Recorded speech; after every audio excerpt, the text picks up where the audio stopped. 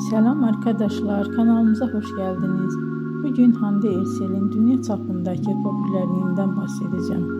2020 yılında yayınlanan Sen Çal Kapımı dizisi Hande Erçel'in kariyerini yeni bir zirveye oldu.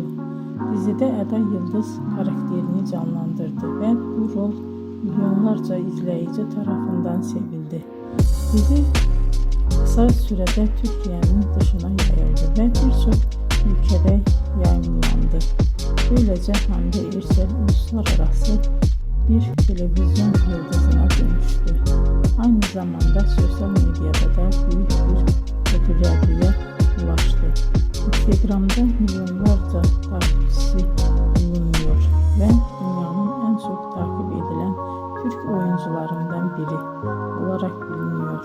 Bugün Hande Erçel yalnızca dizilerde değil, moda ve reklam dünyasında da sık sık karşımıza çıkıyor.